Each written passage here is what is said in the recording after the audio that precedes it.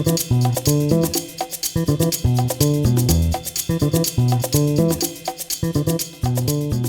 back to another episode on our podcast. My name is Ramis Fakori. I am VP here and one of the managing partners.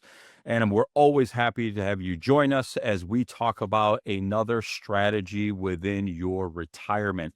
In particular, how to maximize rental cash flow. Many of you know or may have vacation rentals. Many of you may have Airbnbs. Many of you may have a house on 123 Green Street. And you are always trying to figure out ways on how to maximize, in particular, because IRA Club is a self-directed IRA company. We talk a lot about how to maximize retirement accounts. Many of you may have 401ks or IRAs or HSAs within the traditional sense. And what we like to do here at the IRA Club as part of our educational program is to get the word out there on alternatives, different, again, strategies. In particular, we are here to talk about PadSplit's. And today, my co-host, Ellis, how are you, good sir? Love to have you back on board. Likewise. Thanks for having me again. Ellis, you become like a seasoned vet here at the IRA Club. I actually hear like every month, people are super hot about this topic, PadSplit's. So do me a favor. Tell me just a little bit about yourself. I know we also have another gentleman. TJ, how are you, good sir? Welcome. Good to be here. I know you're here, TJ, to talk about your experiences. We're going to get into that a little bit later. But Ellis, tell us a little bit about yourself and why PadSplit's, just to get started. Let's tease the audience a little bit here, buddy. I have been in the co-living asset class since 2017. This is the fourth co-living startup that I've been a part of. Here at PadSplit, I launched the Arizona market 2 years ago, and it's been a great success so far. TJ is one of the hosts that I've had the privilege to work with, and he's scaling his portfolio with us. So we're in the affordable housing space, and we're solving the affordability issue one room at a time. I love that. You're actually doing something good with this strategy, right? And something I didn't actually know about PadSplit's, you guys are actually a tech company. We are a tech company. We're a tech platform. Imagine Airbnb, but specializing in room rentals. And speaking of that, so I was first actually introduced to PadSplit's, Ellis and TJ, from a good friend of mine named Aaron. And I think I may have told you this, Ellis, back in the day. And we were sitting down talking about his Airbnbs. This gentleman he has a huge company called Alpine Capital Solutions, manages about 6,000 plus homes. A good portion of those are Airbnbs. And he's like, Ramis, I got into this space called PadSplit's. I look at him and I go, PadSplit's? I'm like, what is that? Again, this is about a year and a half ago. So he goes, think of it of Airbnb on steroids, where you could literally make 2 to 3 times, potentially even 4 times the amount of money. And I said, he goes, I'm going to talk about it today in one of my classes. I said, you should listen into it. Now, what's funny is I was just like, wow, blown away. Now, what's funny is Ellis just so happens, just like me, goes to many events across the country.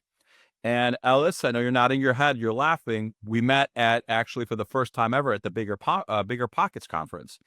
And Ellis says to me, as I'm walking by, I felt so bad for you, Ellis. You literally had nothing at your booth because we were in the middle of a hurricane. The event itself was in Cancun. A hurricane just missed us. Ellis was just standing there, and I just so happened to walk up to him. And he goes, well, I deal with PadSplit's.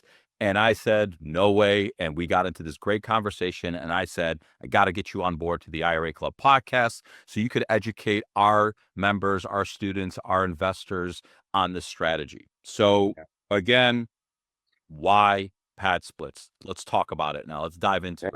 Yeah, a couple of taglines that I tell my investors is you get multifamily returns in a single family asset. If you're into social entrepreneurship and helping people with fulfilling a basic need that is housing, it's a feel-good investment. TJ came from a great background of running a very successful group home business, and he operated it himself, probably with a team as well. And I think for him, it's fulfilling to actually build a relationship with the PadSplit members, the renters, and to provide a good experience while providing them housing as well. Nice. TJ, since you've gone through this process A through Z, talk a little bit about it. What's that experience been like? And have you seen the ROI returns like double, triple, quadruple, possibly in some of your PadSplit's? I've definitely seen the returns. It was almost immediate. It took about 3 months. which is fantastic return given the time frame. I have dipped into real estate in about 2007, pretty heavy into doing a lot of fix and flips, dozens and dozens of those. Switched into doing multifamily for years, got to about 50, 60 apartments, whatnot. But started looking for something that really touched with people on a more personal level, that really could help them be successful. Still, I'm a capitalist, want to do well, but I wanted to help other people with real estate and help them kind of live their dreams. That's just a personal passion. And so the pad split concept here was really a great blending of both worlds. Professionally, with being able to maximize my returns, I am getting 2, 3, 4 times what I would typically get for a standard rental for a house, but also working with people. This is not a set it and forget it type of business or industry. Some people think that it's just easy money and you just rent it out. All of a sudden, everything's magical. That's not how it works. And I've seen people that have tried that. I've seen them flail out and fail miserably, and they have lots of complaints. And they can't figure out why they're losing money now. But if you do it, if you're steady, thoughtful, methodical, and thorough, and actually care about the person first and the investment second, you'll see the ROI comes. It's pretty quick. Actually, love that you said that, by the way. It's like you're like what we said a split second ago. You're actually giving back because make no mistake, gentlemen, we all know this. There's a huge shortage of houses, and you never know what people are going through in life, where you got to say to them, to your point, hey, if you don't have a place to live at this specific moment, and let's just say you're a hard worker, and I'm just going back to the example of Aaron Adams. He was set up all his pad splits around hospitals around the time, a little bit past the time of COVID. And nurses were coming in and out of these hospitals. And he said the pad splits were actually a great way to help nurses find places to live. And I commend you for that, is what I'm trying to get at. Ellis, so let me ask you a question. Let's talk about the concept, right, of the pad splits. It's not an Airbnb. It's not obviously a single family home. What is that? What does it look like to have a pad split? Maybe you and or TJ could elaborate on that a little bit. Yeah, great segue. I was going to say a pad split sits between a long-term rental and a short-term rental. So in terms of operations and management, a little bit more hands-on than a long-term rental, given that there are multiple people living there. Um, it is a hospitality business at the end of the day, so it's not set it and forget it like TJ said. The good operators remember this, the bad ones don't, and there's a big learning curve in kind of understanding that. A lot more hands-off than short-term because at least here in Arizona, the members are staying on average 7 months. As far as cleaning goes, you just have to clean the common areas at least once a month in our model. Some hosts opt in to clean it twice, and then clean the rooms once they turn over.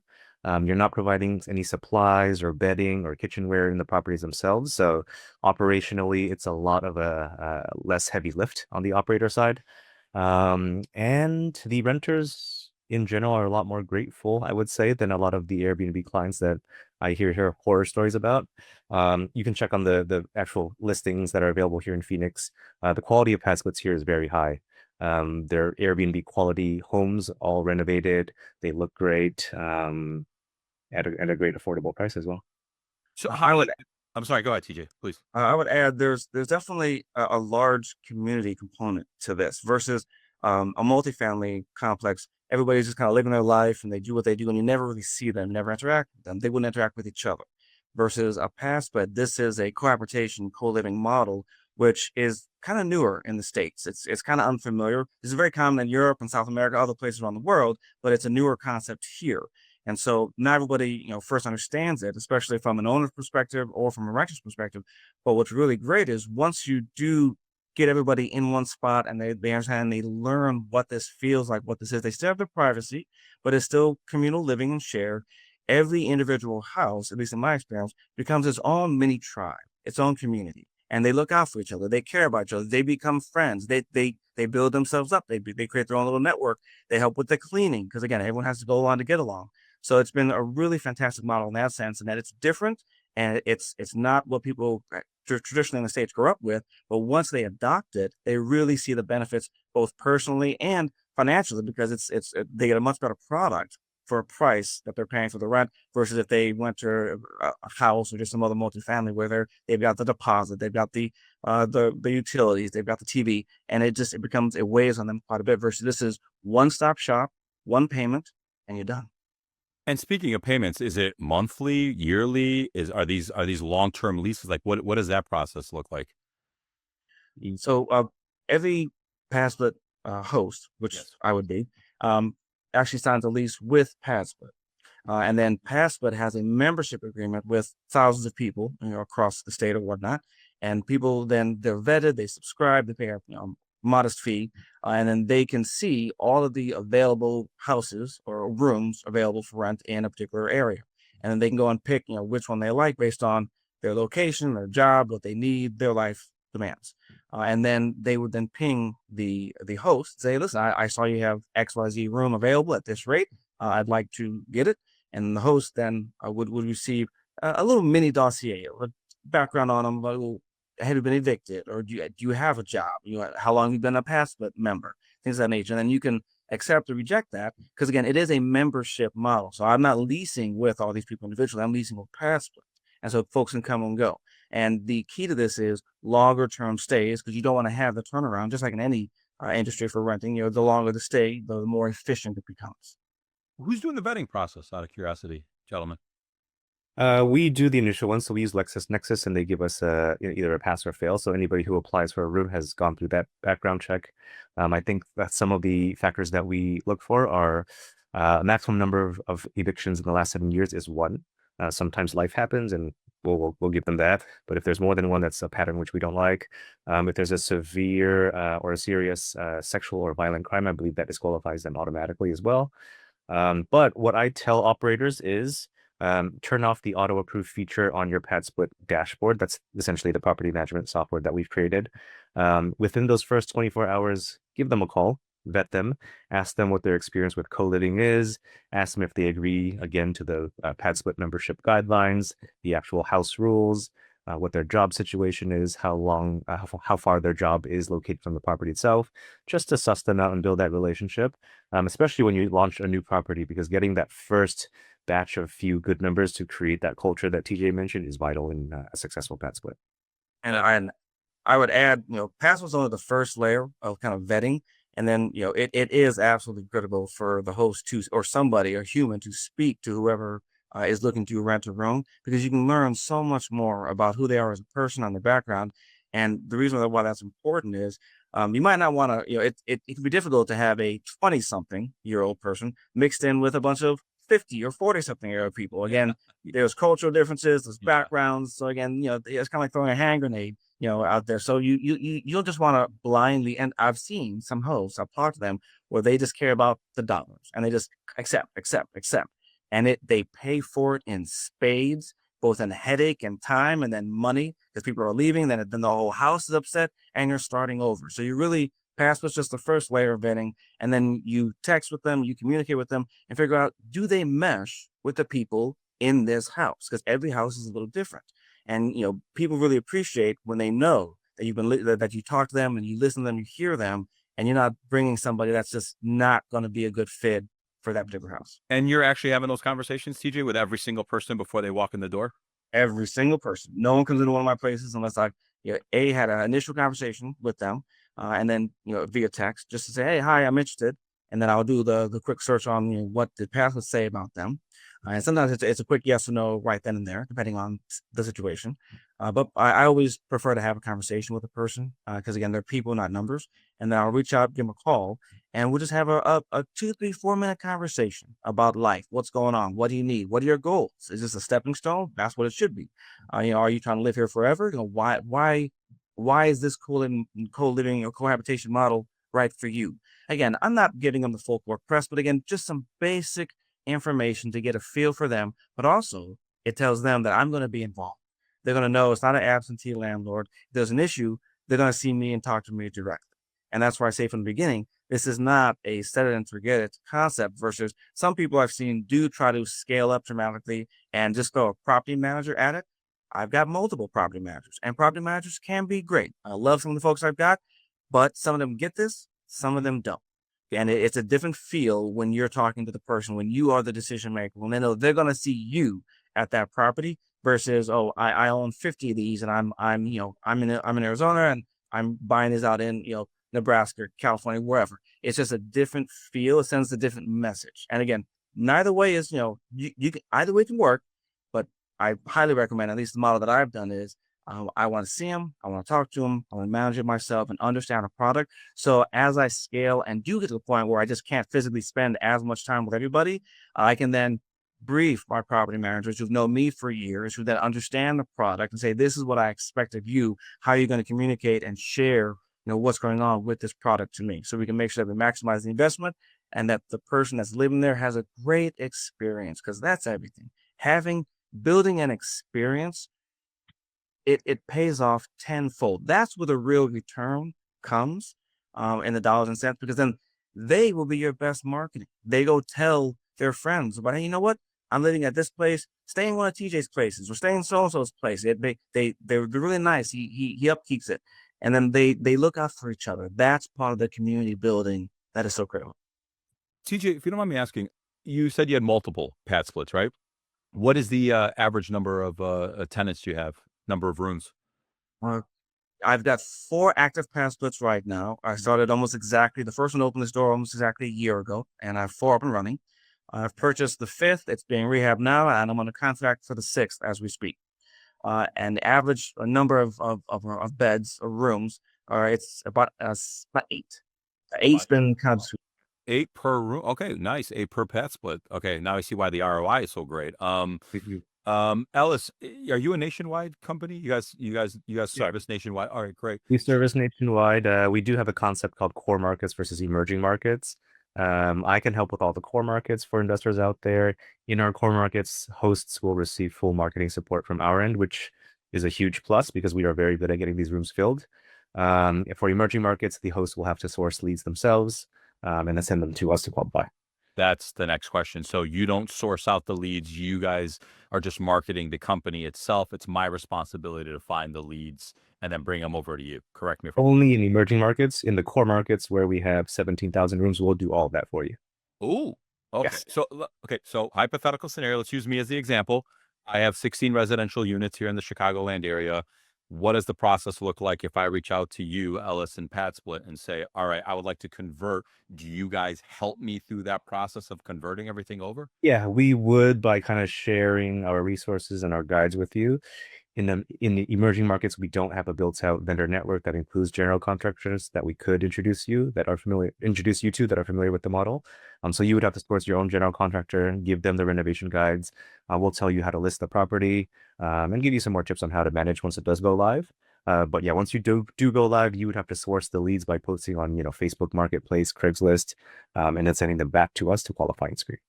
Qualifying screen. And what are some of the questions you're asking, if you don't mind me asking? Like, you go ask for credit scores? Like, what is it? Yeah. What are some of the prerequisites? We'll do a criminal background check, the eviction check, and then income check, and then the credit check as well.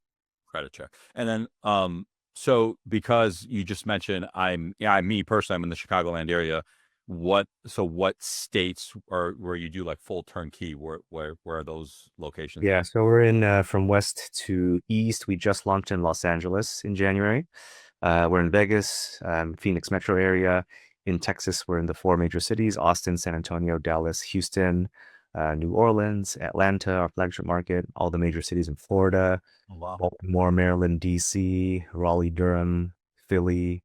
I'm probably missing a few, but that covers. Yeah. Wow. So a wide variety. I mean, Yeah. so it's funny. You just never hit the major cities like Chicago, New York, and I think it's because We're trying to figure out how to navigate the more tenant-friendly states. So Yes. Angeles being one of them, I think that'll be our guinea pig. Trust me, I know my pain and suffering here in the Chicagoland area. It's not a landlord-friendly state. Not to mention the taxes are through the roof. So then how, Ellis, do you make Pat? I understand how TJ makes his money. So how does Pat split? How do you guys incorporate your fees? How does that work? Yeah. So in all of our core markets, when we find the hosts, the members, we'll take the first 10 days of their stay in full, and then starting on the 11th day of their occupancy, we take 8%. So like TJ mentioned, it's very vital for your numbers and your cash flow to be able to get the members to stay longer term, and that's contingent on giving them a good experience. Great. TJ, were you gonna say something? My apologies. No, I would say, also being from Illinois originally, I can Oh, appreciate the high tax situation. There's one reason why I'm in Arizona. But the concept here with people, it's still basic. It's still simple. Keep it simple. And so sometimes people try and do too much too fast, and it costs a lot of money to convert these sometimes when there's just no need, and that can really hurt your ROI. And some people are trying to do renovations while they have people living in it, which is never a good idea. That's just insane to have construction crews. And getting into this, it's really helpful to have some moderate level of skills. If someone has no idea what a wrench is or how to use it at all, or it's going to be a problem because you're going to lose a lot of money via handyman or women, or you get taken advantage of. Versus to scale it, you want to have crews that can do everything for you. I've got multiple crews that do everything from the full rehab to maintenance to you name it. Now I can do all of it myself, but again, there's an efficiency of time, and so as you scale, you need to have a team. Again, the basic concept of real estate still apply. You need to have a team to do this. People can lone wolf it, sure. My hat's off to you if you can do it. But when you get 30, 40, 50 people, living in places, just by sheer mathematical volume, there's going to be a lot of calls coming in for, hey, I've got this issue, or my door handle is loose, or my batteries are dying, on X, Y, and Z. And again, it's just not efficient. So again, people often, in my experience, aren't thinking of that. They're just thinking about the dollar and how do I quickly get to that buck. But again, if you put the systems in place, this can be incredibly profitable. understood. Just out of curiosity, TJ, any of your past splits within your retirement account? Just out of curiosity. None yet. I'll probably get to about 10 to 15, and then I'll switch over everything. I've got my accountant keeps getting on me. In fact, we're talking next week. He's like, "What are you doing? This should be somewhere else." So that's in process. Okay, got you, TJ. Shame on you. Just kidding. Just kidding. So no, but I'm happy that you actually know the strategy of self-directing. So good for you. Kudos to you. So Ellis, if somebody just again wanted to get started, how would they be able to reach, or TJ, how would they be able to reach out to you guys just to learn more? Because you said this is a brand new concept. Forgive me, and you may have not mentioned this. PadSplit's been around since 2017, 18? 18. Yep. So if somebody just wanted to learn more, it is a very new concept, very lucrative. If you, again, TJ, you could use as a resource just to understand, learn more how that process works. It seems like you got a great grasp on it. But again, if you just want to learn more, how can they find you? How can they reach out to you? Yeah, for me, pretty straightforward. Shoot me an email, ellis@padsplit.com. I think my booking link will also be shared somehow here. Yeah, feel free to book a time with me. We'll connect over Google Meet. I'll share my screen, show you some market stats in whichever market you're looking to get into. If you have a property that you're looking to get evaluated, we'll do that over the call as well. And then from there, I'll share some resources with you and connect you with a general contractor if you need help with the renovation. And then I'll kind of project manage a little bit in terms of making sure we're on track with hitting dates. Once we go live, that's when PadSplit does what we do, and we'll get the rooms filled, and you either have somebody manage the property or you'll take it on yourself like TJ and start getting your cash flow. Also, we could also, obviously, we're going to incorporate your link below. Yeah, we just like to make sure that people have multiple ways of communicating, reaching out. TJ, I learned a lot from you just listening to you as somebody who's also a real estate investor. Any final thoughts that you would probably want to give somebody if they're interested in moving forward? I do love the concept itself. One thing I want to get into, if we have some time, is Yes, we do. maybe the numbers a little bit, TJ. Please, I would love For to. sure. First, I'll answer this question. So I'd say the number one thing would be, if you have any interest in this, reach out to your PadSplit rep and see about getting in touch with a host. Because again, PadSplit has its modes and methods and means. But again, talking to someone that's actually on the ground doing it is worth its weight in gold. I've talked to many people that maybe they went through Ellis or friends, and they give me a call and we talk about it, and they have one concept in their mind about what this is, and then I walk them through the practicality of it, how it actually works, how the money works, and how everything flows. And by the end of the conversation, it's a completely different mentality. Either they love it, or they're like, oh, well, this is not what I'm ready for. I have to go do my homework and figure out X, Y, and Z. So that would be the first thing. For a starting point, reach out to your PadSplit, somebody at PadSplit, a rep, and have them get Ellis, for example, and then had them get in touch with someone like me. And again, and ideally, those hosts will share a lot with you. you can watch a video on Kung Fu. Doesn't mean you can go do Kung Fu the next day. So I don't have to hoard the information and keep it all to myself. And for me to share information with you, it's taking away from me and my business. That's the wrong mentality.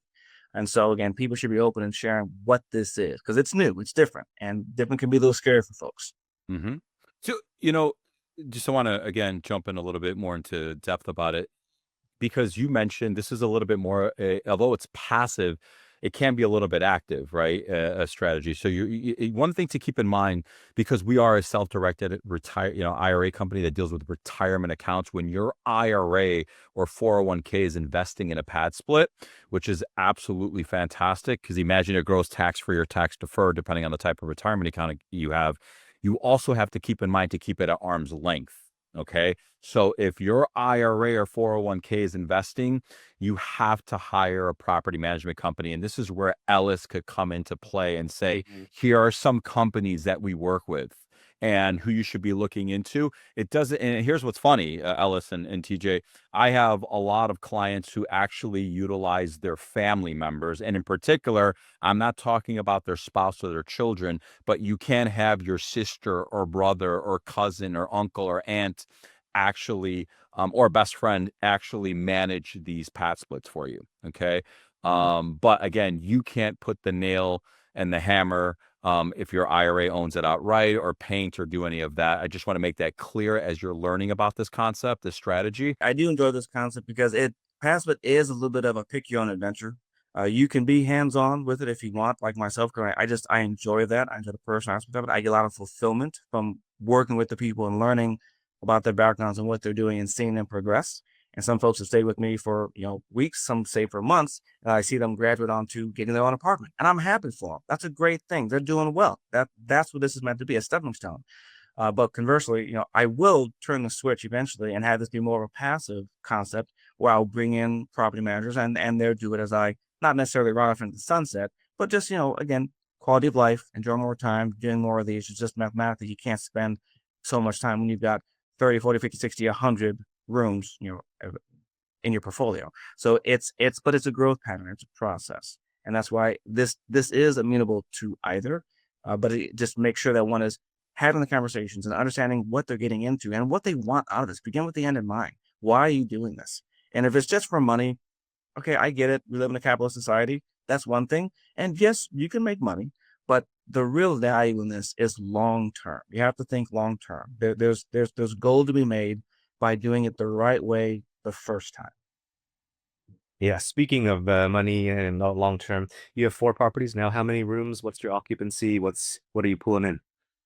So I've got 4 active properties, 33 rooms, 100% occupancy. When I do have a turnover, it's typically maybe 4 days to 72 hours before somebody else has already pinged me and said, "Hey, I saw this was available. I'd like to, check it out." And then I start the process to have a conversation with them. And from there, it takes probably 24 to 48 more hours before I'm like, "Yep, 100% good to go. You're in."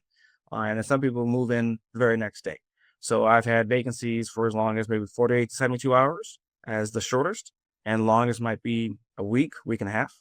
But again, this is very dependent on the location. Location still matters with this. If you're buying it in no man's land where there's nothing within walking distance of a bus, there's no grocery store, there's no malls. Well, good luck. I mean, people, I think only about a third of my tenants, or not tenants actually, a third of the pad members that stay in my places have vehicles. So they need to be able to be very mobile. So public transportation is critical wherever you are. Access to grocery stores, the gas station, you name it. And so again, just buying a house, somewhere where there's no people and thinking that you're going to make all kinds of money by renting it out, you're going to have a pretty low. You may have a high occupancy rate, but you're rolling the dice. And then as far as dollars, the ranges, it depends on the amenities in the room and the size of the room. That's critical. So never forget, these are people, not cattle. And I've seen some hosts try and do 89 square foot bedrooms and cram people in and have really cheap closets or just garbage for desks and beds, low quality. Well, you're going to attract a low quality tenant, and you're going to have higher turnover, and you're going to have more issues, and you're going to have more, again, people that have trauma, or it's not good. So Um, I stay with the higher end product, and that is, rooms that range from between about 170 a week to 265. Now that's pretty broad range, but that 265 room has its own ensuite bathroom. That's huge. People love that. You want the privacy. You don't want to share. And the passport rules, I believe, are 1 to 4 people, uh, one bathroom per 4 members. Now that's the maximum. That is the rule. I've never done that. I don't go more than 2 people to a bathroom. It just solves a lot of issues. It makes it a lot easier because some people, not everybody's as clean as everybody else. Everyone has different standards, and so having those spaces where there's you minimize the common areas, as in you have none. They're not really needed. People come, and a lot of folks, traveling nurses. I work where I have a lot of traveling nurses. I got people that work at the overnights at the airports doing baggage. You name it, all walks of life. And so some of them just want a safe, clean place to lay their head, and they'll happily pay the rent, every week. And there's mathematically about 4.33 weeks in a month. So you can take that, 170 to 265 per week multiplied by 4.33. You're ranging anywhere between 800 and 11, 1,200 a month. But that includes water, sewer, trash, electricity, and internet, which is huge. So again, they pay one fee, and that's it. Everything Per room. Per room. correct. Per room. One fee per room. So that's their fee per room. So you might get anywhere between 800, a month per room, to 1,100 per month per room, give or take. Again, and some it could be less, could be more depending on the area and what you have inside the room, how big the room is. Do you have dressers? Do you have large closets, walk-in closets? Do you have refrigerators in there? Who knows, right? It's a whole. Do they have their own AC? Are there split systems in there? So based on the quality of product that you're providing, you're going to get that return back tenfold, with both tenor, the length of people staying, and the dollar amount that you can charge. Because everybody on the Passbook platform, the members, they can see all the other houses, and they can see if you have a good rating or not. So if you have a poor rating as a host, there's probably going to have a higher turnover rate. You'll get people, but they'll be at the lower rung of folks that might not take care of the place as well as you would want, or they might not get along with people, or they've jumped from house to house because nobody likes them and they don't understand the co-living concept, and so that's hugely problematic for everybody involved. And so there's a general sense for the dollars. I like what you said, and I didn't realize I didn't put it because I just mentioned myself. I have 16 residential units, but not all of them make sense to where they're like, located within the Chicagoland area. But Ellis, just out of curiosity, I'm just gonna again use myself. One of my 3 flats is right next to a university. So would this be a good concept for students, like college students? Definitely, yeah. With students, I think a lot of investors think PadSplit is geared towards mostly students. While we might get some students every now and then, we're targeting the renters that are priced out from the studios or 1 bedrooms. Got it. They are the minimum wage earners usually. The median age of a typical PadSplit member is 35 years old. They're the grocers, bartenders, Uber drivers, warehouse workers, the people that serve the communities and serve us. So being able to afford a room in a nice home for about 800, everything included, is a huge value proposition for them.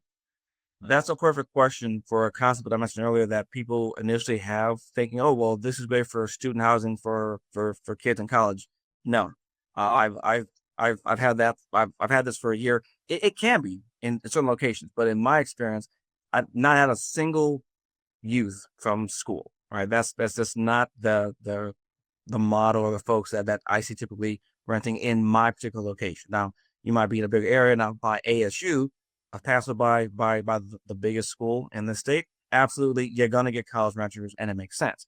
But out in, say, a Glendale or a Mesa, or again, various parts of Phoenix, that might not be the case. It's typically your 9 to 5 worker, and they're just, again, trying to get by, or they don't want to have 4 roommates in their house, and it doesn't work for them, or they're just need a cleaner situation. And so I have not experienced a lot of traffic through youth, but also I mentioned this at the beginning, a 20-year-old or an 18, 19, 20-year-old might not mix well with on average, as Ellis mentioned, a 35-year-old who's working a 9 to 5. Those, one might be a little bit louder than the other. One might want things quiet at night. One might be a little more, have a little more energy and want to go out. And so again, uh, if you were going to do the college format, which can absolutely work, it'd be careful to really dedicate something to that to make sure that's the community is all similar. They're all talking the same language versus just randomly selecting whoever and throwing them in there. People are going to butt heads. Great points. Honestly, great points. I didn't even think of that. That's why I'm talking to you two experts. And that's the first thing that popped in my head. And you just brought up a great point. You got to have the perfect melting pot of people, right? Inside these pad splits. Um, Ellis, any other questions you may have or something I may have missed that TJ or either one of you? One thing that's top of mind actually is here in Arizona, I'm working with a multifamily owner developer, and this is really exciting because he builds a 3-2 duplex floor plan. He's got a duplex that he's looking to onboard, 8 bedrooms total, but he's also constructing a 24-unit complex of these same 3-2s. He's going to convert the living area into a 4th room, and he wants to do 96 bedrooms, 4 pad split on this multifamily complex. Wow. Which is going to be huge. So this could open the gates for multifamily pad splits in the area. I know of other smaller multifamily projects done in different markets, but this will be the first and the biggest, I think, in for pad split. It's funny. You just said you hit the nail on the head. If you got to think of like a single family home with a multifamily, that's what it is, a multifamily investment within a single family home. That's exactly it. Yeah, and multifamily project, everything is centralized. Whereas with TJ's, he buys within, a couple mile radius. So he has to kind of drive around a little bit to service each property. But if you have a multifamily, dedicated multifamily pad split project, everything is there. Operations are a lot more cleaner. Great. Gentlemen, any final thoughts before I always like leaving my hosts to have the final word. Any final thoughts that you would, if somebody's thinking about doing this, what would you say? Yeah. Be going, TJ. I would say it's worth exploring, both personally and for your pocketbook. It does make sense for long-term asset. They are leverageable with the banks down the road because, again, the way banks value properties, it can be based on drive-by market, mark-to-market analysis. They can do rents, they can do comps, and so it does help you after you've got a period of time showing increased rents. It can help you get that loan to value, get that refi down the road. But this is a concept that is a little different. It's a little unique, and it does help people. And so, if you're not interested in being in the people business whatsoever, I wouldn't do it because it needs to blend both, making a good return, fair return, give it a good return. But you can never forget the human aspect of this. And that is where I found to be the most rewarding by doing this. And this is why I'll continue to do it. TJ, I love you. You definitely got a strong grasp on this, but I love your vision. I love what you're trying to do. Obviously, everybody needs, as an investor, needs to make money. But your vision is to truly help people, and I think that's why I commend you. Thank you for doing that. I wish more people were like you, to be honest with you, at the end of the day, because, like I said earlier, make no mistake, there is a crisis here in the U.S., whether it's retirement. We're underbuilt, I believe, correct me if I'm wrong, gentlemen, 4 to 5 million homes, could be a little bit more. You are really doing something to help individuals. You don't realize what people are going throughout their lives. So this is a great way to do so while making money as an investor, and make a good return on investment. But like I said, you got to take that approach. You got to have an open mind. You have to do a little bit of due diligence on everybody before they come in. TJ, you brought up a great point. He's got to be the right melting pot, right? Great, right group of people, individuals. And at the end of the day, this is a strategy that does work, and one of the fastest growing strategies that I've seen, because personally, IRA Club clients that, Ellis, you've taught this to, are now starting to utilize it. So again, kudos again, TJ, to you. Ellis, it's always a pleasure, good sir, having you on board. I'm sure I'm going to have you again in the near future to educate our IRA Club clients. And for those of you that are just wanting to learn more, reach out to Ellis and TJ. That's all we could ever do, is strike up conversations with each other, network with each other. That is extremely important that you do that. That is the reasons why the IRA Club podcast is here, is to just open up doors and opportunities for you guys. Okay. Signing off, TJ and Ellis, again, a pleasure. Until next time. Thank you for having us. Thank you. The information contained herein is intended to help the viewer successfully navigate common IRS and Department of Labor requirements to help achieve successful results from their IRA. The information is not intended to replace information from your legal counsel or income tax professional. IRA Club does not offer or sell any investment. All investments have risk.